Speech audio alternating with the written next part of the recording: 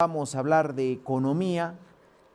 Nos van a traducir nuestros invitados qué quiere decir y si estas medidas que ha anunciado el gobierno tienen un real impacto o no en el grueso de la población o solamente es para un sector.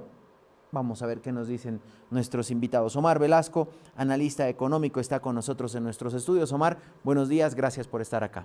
Muy buenos días, Diego. Para mí un privilegio, un placer volver aquí a la casa, estar en La Razón, obviamente piedra, papel y tinta, y pues un saludo cordial a los gentiles televidentes y quienes nos siguen en redes. Gracias, Omar. También economista desde Santa Cruz, Jorge Acamine. Jorge, buenos días. Buen día, Diego. Muchas gracias por la invitación. Un saludo a Omar y un saludo a Mauricio, que vamos a estar compartiendo esta mañana algunos criterios sobre las propuestas que tiene el gobierno, ¿no? Así es, 3 puntos. Uno de ellos tiene que ver con impuestos y por eso lo hemos convocado a Mauricio Vizcarra, especialista en derecho tributario. Mauricio, buenos días, gracias por acompañarnos. ¿Qué tal? Diego, buenos días y muchas gracias por la invitación y un saludo igualmente a Jorge y Omar. Va a ser un placer poder conversar con ustedes sobre las medidas que anunció hoy el ministro de Economía. A ustedes las gracias por acompañarnos. ¿Les parece si a continuación vamos a revisar este resumen de cuáles son estas medidas? Medidas tan esperadas que despertaron susceptibilidades y que finalmente licuaron aquellas versiones de un gasolinazo, de un impuestazo y cuanta cosa se haya mencionado. ¿Qué decía el presidente Rodrigo Paz y el ministro de Economía José Gabriel Espinosa hace instantes? Vamos a iniciar hablando sobre 3 conjuntos de medidas. La primera de ellas tiene que ver con los pagos y las obligaciones que tiene el Estado Nacional. Hemos encontrado más de 7.000 millones de bolivianos en deudas no cumplidas de la anterior gestión de gobierno. De estos 7.000 millones de bolivianos, cerca de 5.000 no estaban registrados como corresponde en los sistemas de información pública.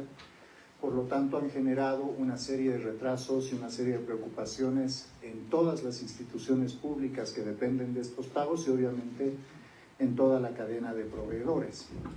Vamos a empezar a priorizar los pagos que están más retrasados en el tiempo.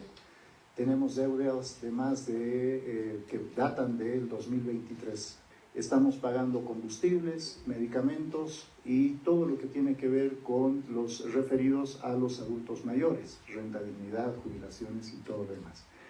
Un segundo punto tiene que ver con la ley del presupuesto. Hoy vamos a incluir en la ley del presupuesto un artículo que nos permita la revisión del presupuesto hasta febrero del 2026 bajo una regla de reducción. Para no escuchar todo el conjunto, vamos a ir por partes, como diría Jack el Destripador, ¿no? Primer punto del anuncio económico, guardamos el segundo y el tercero, por favor, en producción para más adelante. Pago acelerado a proveedores, decía 7.000 millones de bolivianos encontraron de deuda, algunas desde el 2023, 5.000 millones que no estaban inscritas. ¿Esto es inoperancia de los que se fueron o qué, Omar?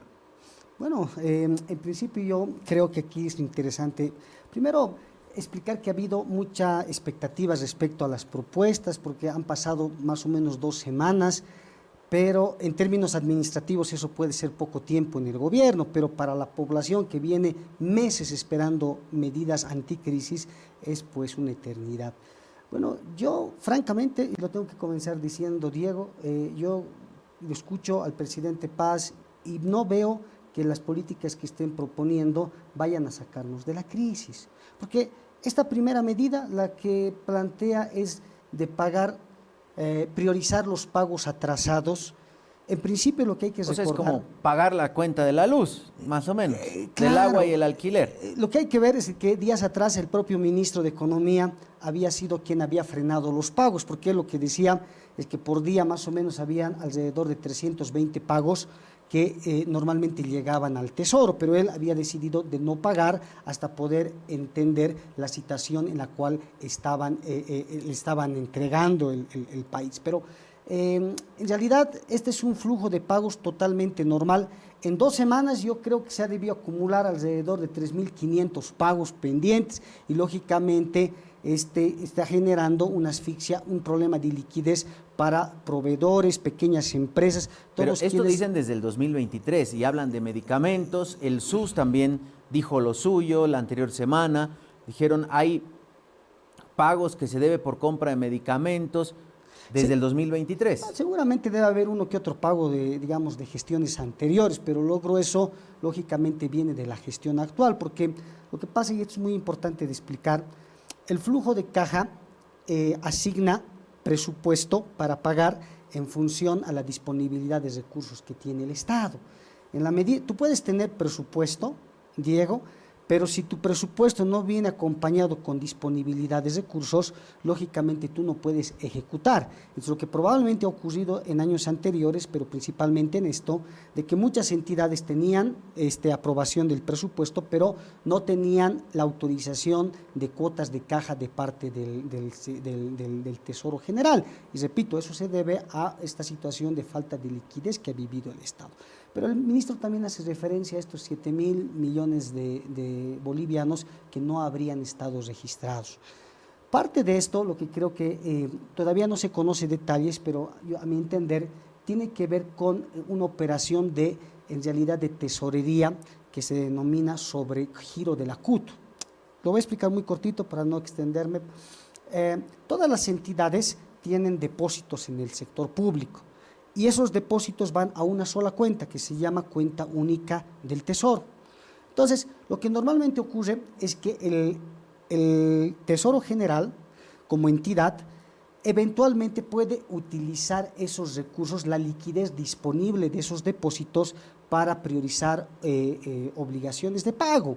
Pero esto no quiere decir que la deuda en sí misma no esté registrada, porque la deuda, para poderse, en realidad, para que una deuda surja a la vida pública, tiene que tener un contrato, pero en realidad no es una deuda como tal, son operaciones financieras de caja que realiza el Tesoro General y que lógicamente, bueno, el gobierno se ha dado cuenta de que estamos en una situación crítica, pero a mí lo que me llama la atención es que si estamos en una situación crítica y de quiebre, y de quiebra fiscal, como se ha mencionado, la pregunta es de dónde van a salir los recursos para pagar estos pagos nuevamente, porque si los créditos externos se están destinando al financiamiento de los combustibles, lo que quiere decir que el gobierno va a hacer uso de créditos del Banco Central para poder atender estas obligaciones de corto plazo. Bueno, han dicho que no, ¿no? Hoy el ministro... Ahora vamos a seguir. Y la pregunta es, entonces, ¿de dónde están pagando? Sí, justamente el ministro dijo que,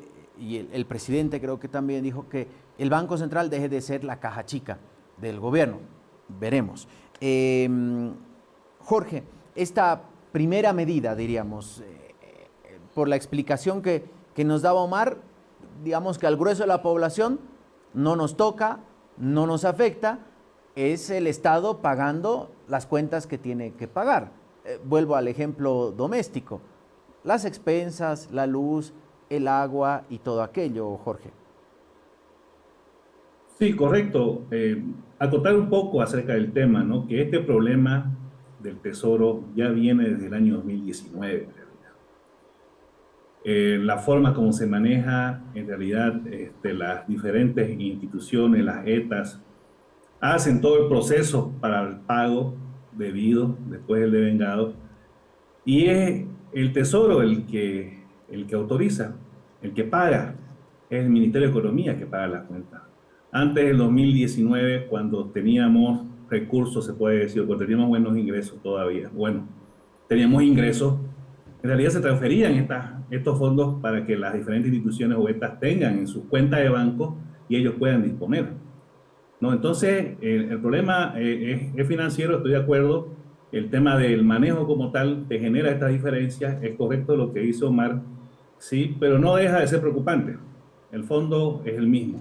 Ahora, ¿esto cómo afecta? Directamente, de repente, a nosotros no, pero indirectamente sí afecta. Estamos hablando de ¿cuánto? 12.000 millones de bolivianos que no están llegando a las diferentes empresas, a los entes económicos, y por lo tanto no se está dando esta distribución del ingreso.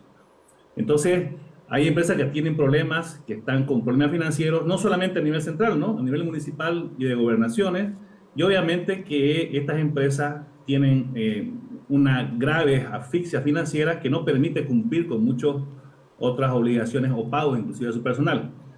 Entonces, de forma directa, como lo decía, de repente no nos afecta a nosotros, pero sí de forma indirecta a algunos bolivianos, obviamente que sí le está afectando, ¿no? De grosso modo, Mauricio, em, Omar planteaba la pregunta de cómo se va a financiar el Estado, ¿no? Tomando en cuenta algunas señales que ha lanzado el gobierno. La pregunta es, ¿con más impuestos será, Mauricio? Porque la respuesta fácil, y en lo que usted es experto es en tema tributario, por eso le hago esta pregunta, la respuesta fácil, aparentemente, de algunas recetas era sí, cobrarnos más impuestos, y así salía el presidente de Impuestos Nacionales jactante porque cada vez se recaudaba más, pero de nosotros, ¿no? Y no nos volvía, o cómo es la cosa, Mauricio.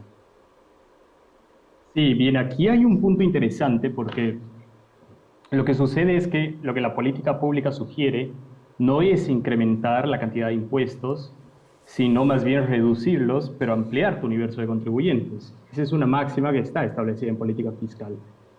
De ahí que puedes migrar a otro tipo de impuestos muy especiales, como un impuesto a servicios digitales, que se intentó y fracasó en el pasado debido a convulsiones sociales, es una alternativa. Pero hoy por hoy, en lo que el gobierno debería concentrarse, a mi criterio, es precisamente la primera idea. Reducimos impuestos y ampliamos el universo de contribuyentes. Aquellos contribuyentes que antes no pagaban o que pertenecían a un régimen fiscal muy favorable, ahora pagan un poco más. Y estos, por el contrario, contribuyentes que ya soportan una carga fiscal excesivamente alta, tienen un alivio y comienzan a pagar un poco menos.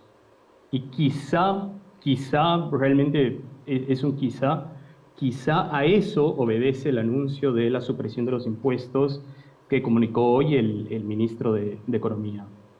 El impacto de esta supresión, sin embargo, es muy cuestionable, porque como el propio ministro de Economía reconoció, estos impuestos en conjunto no suman ni siquiera el 1% de la recaudación del gobierno.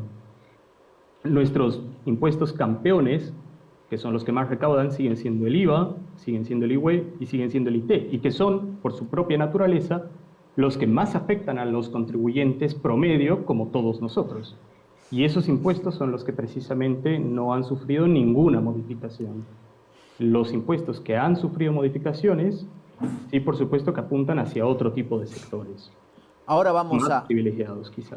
sí, ahora vamos a ahondar en detalle en el tema impuestos, porque nosotros ya estábamos esperando que el famoso decreto que el presidente decía que tenía listo para aprobarlo el 9 de noviembre, que incluía la eliminación del IT,